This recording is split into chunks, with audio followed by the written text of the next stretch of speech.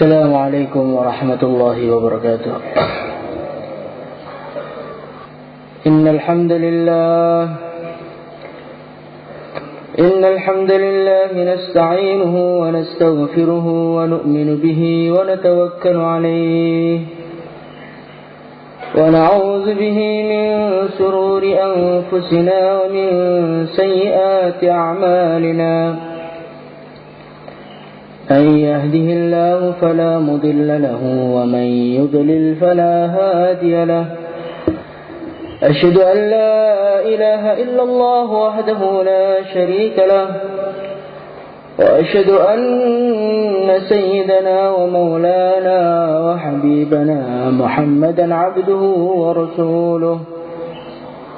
اللهم صل على سيدنا محمد وعلى آله وصحبه أجمعين. أما بعد، قال تعالى في كتابه الكريم: والذين جاهدوا فينا لنهدينهم سبلنا وإن الله لمع المحسنين. Hadirin yang dimuliakan oleh Allah Subhanahu wa taala, dakwah ini adalah perkara yang besar. Dakwah ini adalah perkara yang besar dan perkara yang diberikan kepada orang-orang yang besar. Hadirin dimuliakan Allah Subhanahu wa taala, dakwah ini perkara yang besar, diberikan kepada orang-orang besar dan menghasilkan perkara-perkara yang besar. Allah Subhanahu wa ta'ala telah memberikan kerja dakwah ini, mengajak manusia dari menyembah kepada manusia menuju menyembah kepada Allah Subhanahu wa ta'ala. Dan dakwah ini juga Allah Subhanahu wa ta'ala berikan kepada para sahabat radhiyallahu anhum dan kepada orang-orang yang dicintai oleh Allah Subhanahu wa ta'ala. Hadirin dimuliakan Allah Subhanahu wa ta'ala, dakwah ini diberikan kepada orang yang besar dan menghasilkan perkara-perkara yang besar. Sudah kita lihat sendiri bagaimana dulu Makkah Al-Mukarramah ketika sebelum kedatangan Rasulullah sallallahu alaihi wasallam, maka 360 berhala ada di sekitar Ka'bah. Kemungkaran terjadi di mana-mana, kekufuran terjadi di mana-mana. Hadirin dimuliakan Allah Subhanahu wa taala.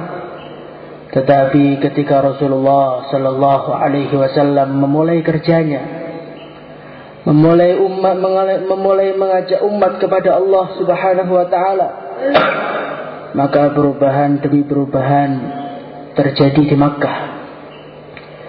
Terus dakwah ini dibuat oleh Rasulullah sallallahu alaihi wasallam sampai akhirnya orang-orang yang dulunya ahli berbuat keburukan berubah menjadi orang-orang yang dicintai oleh Allah Subhanahu wa taala. Hadirin dimuliakan Allah Subhanahu wa taala, kita lihat sendiri di negeri kita, bagaimana dulunya negeri kita ini didominasi oleh orang-orang Hindu, didominasi oleh orang-orang Buddha. Tetapi dengan kerjanya Wali Songo yang kurang lebih 40 tahun saja, Indonesia ini berubah menjadi negeri Islam. Hadirin dimuliakan Allah Subhanahu wa taala, kerja dakwah ini kerja yang besar, kerja yang mulia dan menghasilkan perkara yang besar. Tetapi hadirin dimuliakan, kerja dakwah ini akan menghasilkan perkara yang besar bila dikerjakan dengan tertib yang benar, bila dikerjakan dengan cara-caranya yang benar. Tetapi bila dakwah ini tidak dikerjakan dengan benar, tidak mengikuti cara-caranya, maka yang terjadi kita ini dakwah tapi tidak berkesan apa-apa dalam hati kita. Hadirin mulakan Allah Subhanahu wa taala, sudah banyak orang-orang yang usaha meneruskan perjuangan Rasulullah sallallahu alaihi wasallam. Tetapi dia kandas di tengah jalan. Dia berhenti di tengah jalan. Itu apa sebabnya hadirin? Di antaranya karena dia dakwah tidak memakai cara yang diajarkan oleh Rasulullah sallallahu alaihi wasallam. Maka hadirin mulakan Allah Subhanahu wa taala, bagaimana kita ini dakwah dengan cara yang benar. Insyaallah hadirin. Dakwah yang benar itu bagaimana? Itulah yang diajarkan oleh Allah Subhanahu wa taala kepada Nabi Musa alaihi salatu wassalam. Ketika Nabi Musa alaihi salatu wassalam beliau ini oleh Allah Subhanahu wa taala hendak diperintahkan dakwah kepada Fir'aun, maka Allah Subhanahu wa taala memberikan kepadanya pembekalan-pembekalan, di mana pembekalan ini adalah modal bagi dai yang ingin menjadi dai yang sukses dunia akhirat. Apa itu? Ketika Nabi Musa alaihi salatu wassalam beliau hendak dijadikan dai, maka Allah Subhanahu wa taala mengatakan kepada Nabi Musa, "Wa ana akhtartuka fastami' lima yuha. Innani ana Allah la ilaha illa ana fa'budni wa aqimis salata li dzikri." Wa ana akhtartuka.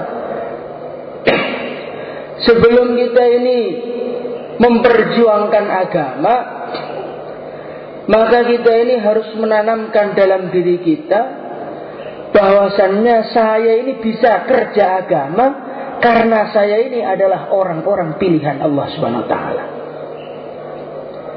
Hadirin muliakan Allah Subhanahu wa taala, kalau orang itu merasa dia itu sebagai seorang pilihan, maka apa yang terjadi dalam hatinya? Dia akan bangga. Ketika orang itu akan bangga, maka dia akan mempertahankan apa yang dia miliki. Hadirin muliakan, kalau orang itu jadi presiden, bangga atau tidak hadirin? Bangga. Ketika dia itu bangga menjadi presiden, kira-kira pangkat kepresidenannya akan dia tinggalkan atau akan dia pertahankan? Akan dia pertahankan. Begitu juga hadirin muliakan Allah Subhanahu wa taala. Kalau seorang dai ini sebelum berjuang dia itu merasa saya ini pilihan Allah.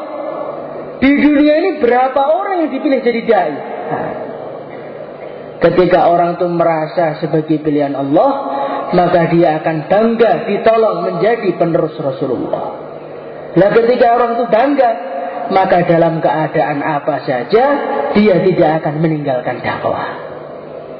Jadi kalau orang itu tidak merasa sebagai pilihan Allah, dakwah ada masalah sedikit, ini kayaknya dakwah nggak cocok, ini istirahat. Dakwah dimarahi orang sedikit, wah kalau dimarahi orang terus seperti ini, kayaknya saya bisa mati nih. Nah, nggak usah dakwah lah. Hadirin muliakan Allah Subhanahu wa taala, orang-orang tidak kuat meneruskan dakwah di antara sebabnya karena dia itu tidak merasa saya itu pilihan Allah. Maka sebelum kita ini mulai kerja dakwah, kita tanamkan dalam diri kita, saya ini adalah pilihan Allah. Insyaallah hadirin. Hadirin muliakan Allah Subhanahu wa taala, kemudian yang kedua kali modal sebagai seorang dai adalah innani anallahu la ilaha illa ana fa'budni wa aqimis salata li dzikri. Nabi Musa oleh Allah Subhanahu wa taala dibesani innani anallah la ilaha illa ana. Hai Musa, sesungguhnya saya ini adalah Allah, tidak ada Tuhan yang berhak disembah selain aku, kata Allah. Maknanya bagaimana? Maknanya dai itu kalau ingin sukses perjuangannya, modal yang kedua kali adalah luruskan keyakinan. Bila seorang dai itu yakinnya tidak lurus kepada Allah Subhanahu wa taala, bagaimana mungkin dia akan bisa mengingatkan manusia kepada Allah? Kalau kita itu kepada Allah saja tidak ingat, kepada Allah tidak terlalu yakin, bagaimana kita bisa menjadikan manusia yakin kepada Allah? Maka seorang dai ini kalau ingin sukses, bagaimana luruskan keyakinan kepada Allah Subhanahu wa taala. Insyaallah hadirin. Hadirin muliakan Allah Subhanahu wa taala. Kemudian Allah Subhanahu wa taala memberikan pembekalan yang ketiga kepada Nabi Musa alaihi salatu wassalam. Allah Subhanahu wa taala mengatakan kepada Nabi Musa, "Wa ma tilka biyaminika ya Musa?" Hai Musa, apa yang ada di tangan kamu itu apa? Tangan kanan kamu itu kamu megang apa itu? Maka Nabi Musa alaihi salatu wassalam beliau mengatakan, "Qala hiya 'asai atawakka'u 'alayha wa ahushu biha 'ala ghanami wa liya fiha ma'arib ukhra." Ya Allah, tongkat ini saya gunakan untuk sandaran, saya gunakan golek rambanan, saya gunakan untuk keperluan-keperluan yang lain. Maka ada orang tanya, Nabi Musa ini ditanya oleh Allah, "Hei Musa, di tangan kanan kamu itu apa?" Maka sebetulnya Nabi Musa kan hanya perlu menjawab, "Ya Allah, ini tongkat." Cukup tadi. Tapi Nabi Musa ini menjawab panjang, "Ya Allah, ini tongkat saya gunakan untuk ini, saya gunakan untuk itu." Maka sebagian orang-orang dakwah yang tidak paham agama, mereka mengatakan Nabi Musa alaihissalam ini ditanya oleh Allah mengenai tongkat, maka beliau cerita manfaatnya tongkat. Ini menunjukkan Nabi Musa alaihissalam ketika itu belum dakwah, imannya masih lemah katanya. Hadirin mulakan Allah Subhanahu wa taala, ketahuilah ini adalah perkataan yang salah. Orang yang mengatakan ketika Nabi Musa ditanya mengenai tongkat oleh Allah, kemudian dia mengatakan Nabi Musa imannya lemah, ini orang yang tidak paham agama. Nabi Musa alaihissalam beliau ditanya mengenai tongkat, maka beliau menjawab dengan panjang lebar. Ini karena saking cintanya Nabi Musa kepada Allah, sehingga beliau ini ingin berlama-lama bicara dengan Allah. Sehingga Nabi Musa itu dikatakan kalimullah, orang yang suka bicara dengan Allah. Hadirin muliakan Allah Subhanahu wa taala, sebagaimana kita ketika kita ini berjumpa dengan orang kita cintai, maka dia bertanya kepada kita, "Dari mana?" Kita jawab, "Dari masjid." Sudah cukup.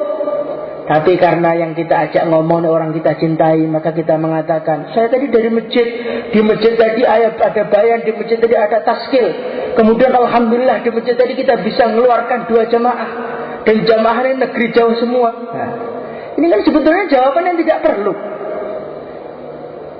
Karena orang yang bertanya tadi hanya bertanya dari masjid. Cuman karena kita ini senang dengan kekasih kita, maka kita ini suka bicara dengan dia. Begitu juga yang dimuliakan Allah Subhanahu wa taala, Nabi Musa alaihissalam. Beliau ditanya oleh Allah mengenai tongkat. Maka Nabi Musa alaihissalam beliau mengatakan, "Ya Allah, ini tongkat saya." Sebetulnya sampai situ sudah cukup. Tapi Nabi Musa teruskan, "Ini saya gunakan untuk ini saya gunakan untuk itu." Itu karena saking cintanya Nabi Musa alaihissalam kepada Allah. Maka Allah Subhanahu wa taala berfirman kepada Nabi Musa, "Hai Musa, lemparkanlah tongkatmu." Hadirin muliakan Allah Subhanahu wa taala, maka Nabi Musa pun melemparkan tongkatnya. Ketika Nabi Musa alaihissalam melemparkan tongkatnya, apa yang terjadi hadirin? Fa idza hiya hayyatun tas'a. Tiba-tiba tongkat tadi berubah menjadi ular. Ular yang sangat-sangat besar. Diceritakan dalam cerita Israiliyat, ularnya Nabi Musa itu saking besarnya sampai gunung Tursina itu dikelilingi ularnya Nabi Musa. Saking besarnya. Maka melihat ular yang sebesar itu, Nabi Musa lari.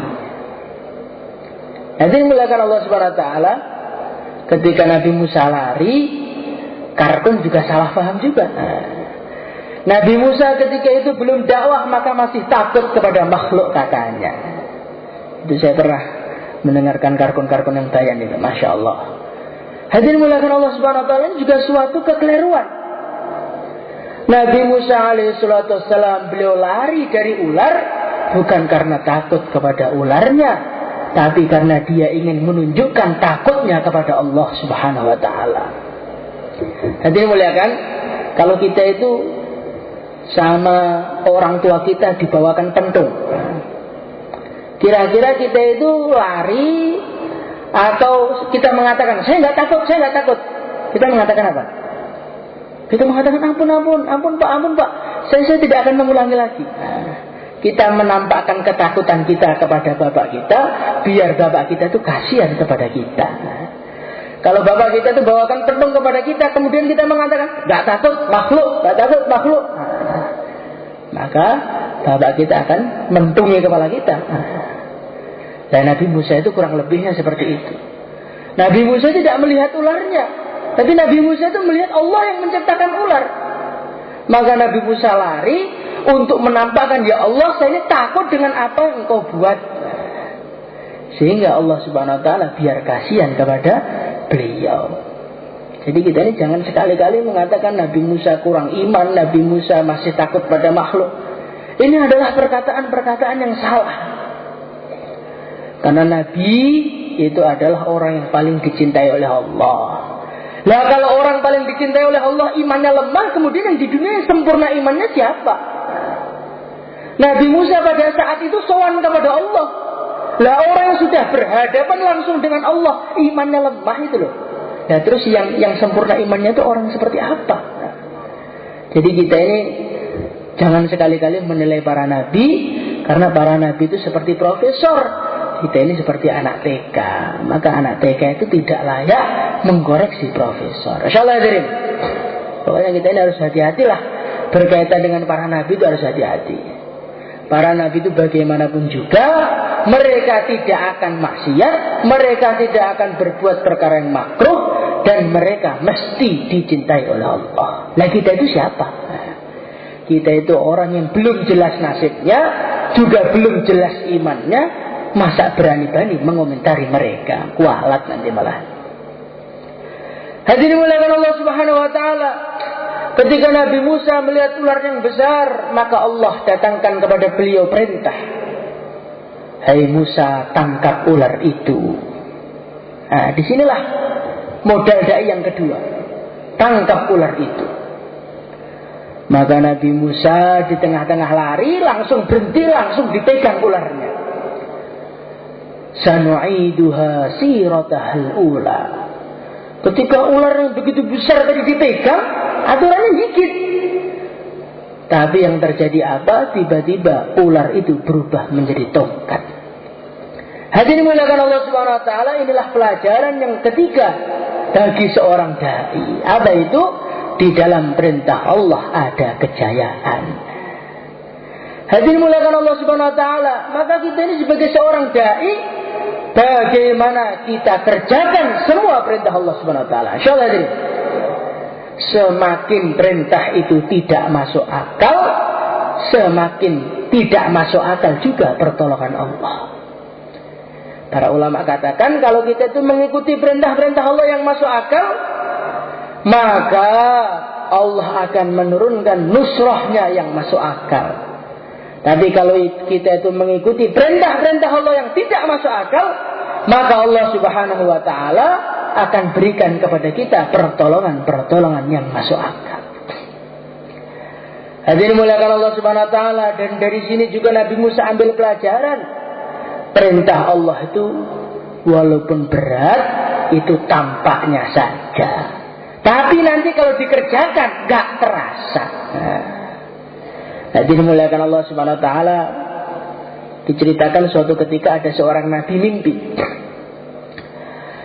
Maka nabi itu diberitahu, hei nabi, nanti kalau kamu bangun tidur, apa yang pertama kali kamu lihat, kamu injak. Kemudian apa yang kedua kali kamu lihat, kamu makan. Hadirin mulakan Allah Subhanahu wa taala, maka bangun tidur dia melihat ada seonggok emas. Maka ketika dia lihat emas itu langsung diinjak. Diinjak, ditutupi, emas itu keluar lagi. Ditutupi, emas itu keluar lagi. Kemudian setelah itu yang dia lihat kedua kali adalah gunung. Maka dia kaget. Masa gunung suruh makan? Tapi karena ini Nabi ya beda.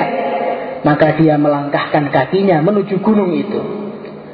Ketika gunung itu semakin didekati, semakin kecil, semakin kecil, semakin kecil, dia di depan gunung, gunung itu berubah menjadi roti. Maka dia bertanya kepada Allah, ya Allah, apa maksudnya ini?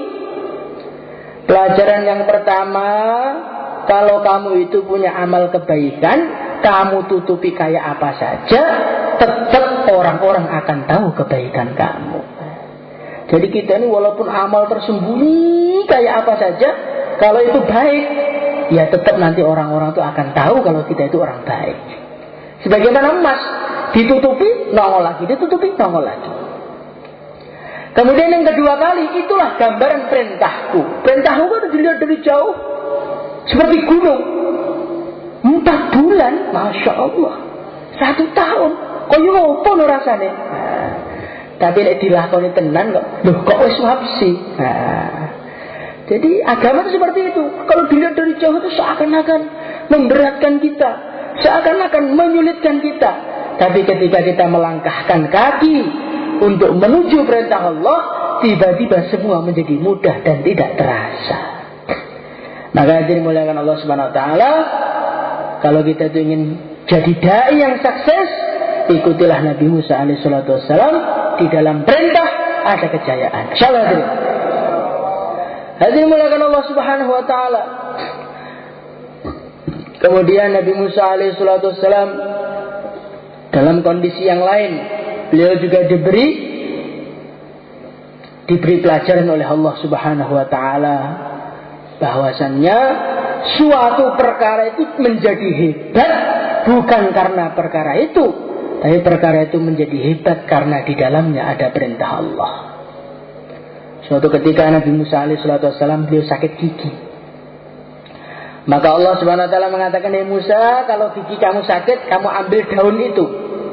Nanti kamu taruh di gigi kamu, nanti gigi kamu akan sembuh." Maka Nabi Musa alaihissalam beliau ambil daun itu, diletakkan, langsung sembuh.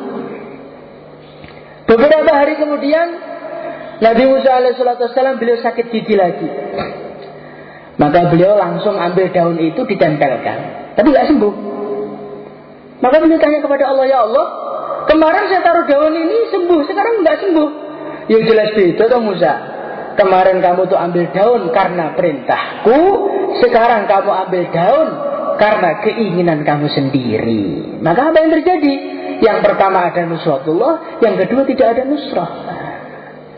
Maka dimuliakan Allah Subhanahu wa taala, kalau kita ingin menjadi dai yang sukses, berjuang yang sukses, berjuanglah dengan rasa ini perintah Allah. Insyaallah. Nanti kalau kita itu berjuang khuruf fisabilillah, musyawarah mahallah, musyawarah harian, hadir ke markas karena perintah Allah, nanti duduk kita dengarkan bayan itu sudah meningkatkan iman kita yang enggak karu-karuan. Tapi kalau kita ini ya yang penting duduk saja, ya ini kan malam markas mau gimana lagi? Ya ini kan musyawarah Selasa, ya yang penting hadir. Maka apa yang terjadi hadirin? Nanti musyawarah kita tidak akan ada kesannya. Duduk kita dalam bayan tidak akan ada kesannya, malah membuat kita ngantuk saja.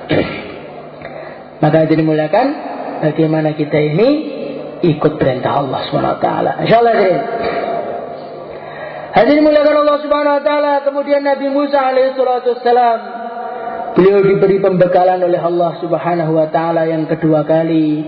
Wa aqimis salata li dzikri. Wa aqimis shalah. Kata-kata as-shalah ini secara bahasa maknanya adalah doa. Jadi seorang dai itu kalau dia itu ingin sukses dalam perjuangannya, maka dia tidak boleh lupa perkara ini. Apa itu? Doa kepada Allah. Hadirin muliakan Allah Subhanahu wa taala, karena usaha dakwah itu kerja hati. Mengajak manusia yang aslinya tidak mau mengamalkan agama, kita ajak supaya dia mau mengamalkan agama. Lah orang itu mau dengan tidak mau itu yang ngatur siapa itu? Di dalam suatu hadis Rasulullah SAW beliau bersabda, sesungguhnya hati manusia ini di antara dua jarinya Allah. Maksudnya bagaimana? Bukan Allah punya jari, bukan. Sebagaimana kita kalau menaruh sesuatu di jari itu begitu mudah kita bolak-balikkan, begitu juga hati manusia ini begitu mudah dibolak-balikkan oleh Allah. Jadi yang membuat mau, yang membuat tidak mau itu semua Allah. Maka kalau kita itu ingin dakwah kita sukses, dai itu tidak boleh lupa doa. Kalau kita itu kerja, jaulah, khususi, dayan, tashkil, tapi kita lupa menangis kepada Allah, nanti dakwah kita ini akan terasa hampa. Dakwah kita itu nggak akan ada kesannya. Dakwah kita itu nggak akan mendatangkan hidayah. Maka masyayikh katakan kerja siang 10%, kerja malam 90%. Bagaimana maksudnya kerja malam itu 90%? Yang malam itu doa, menangis itu adalah andalannya dai yang menangis itu. Kalau dai itu tidak pernah mencucurkan air mata untuk umat, bagaimana mungkin umat mau mendengarkan apa yang kita katakan? Maka bagaimana dai itu setiap saat selalu doa kepada Allah Subhanahu wa taala. Insyaallah hadirin muliakan Allah Subhanahu wa taala, dan doa itu tidak cukup satu kali, tidak cukup dua kali. Doa itu harus berkali-kali. Nabi Musa alaihissalam beliau doa kepada Allah, ya Allah hancurkanlah Fir'aun, keraskanlah hatinya. Maka Allah Subhanahu wa taala mengatakan, qala qad ujibat da'watukuma. Hai Musa, saya terima doa kamu biar Fir'aun hancur, itu saya terima. Setelah Allah berfirman saya terima, kapan terjadi kenyataan itu? Setelah 40 tahun kemudian, apa yang didoakan Nabi Musa baru menjadi kenyataan. Jadi yang dimuliakan Allah Subhanahu wa taala, ini maknanya bagaimana? Orang setingkat Nabi Musa saja perlu 40 tahun menunggu terkabulnya doa. Nah kita ini doa untuk mahalah kita itu sudah berapa tahun hadirin? Kok kita ini sudah marah-marah? Pripun Pak mahalai Pak? Ini kula niku tanah Bani Israel Pak. Ditaskilnya kados gejik, begeget mboten obah blas tanah tiang angel. Dene sing angel nggih kita piyambak hadirin. Kita dereng nate nangis mun ngamuk-ngamuk. Jadi sing angel nggih kita. Mengutus pundi kita niki ndonga lan ampun waleh-waleh ndonga. Insyaallah hadirin. Dipun ngendikaken dalam sijinipun hadis Rasulullah sallallahu alaihi wasallam ngendikaken, innallaha yuhibbul mulihina fid du'a. Allah niku seneng tiyang sing ngrengek-ngrengek nalikane ndonga. Sing ndonga niku ngucek-ngucek dumateng Allah, nikulah sing disenengi Allah. Saya kita nunggu ndonga, Allahumma sekongges mateng borong. Allahumma engko bariki arep dolan ning ndi? Allahumma oh iya dhuwitku kok keri ning gedeng. Nek kita niki ndonga hadirin ingkang kula mulyakaken, ndonga mboten tawajuh dumateng Allah, mboten ngrengek-ngrengek dumateng Allah, niku kados dene tiyang sing ngeceh Gusti Allah. Kita nyuwun teng bapak kita, Pak njaluk duwike.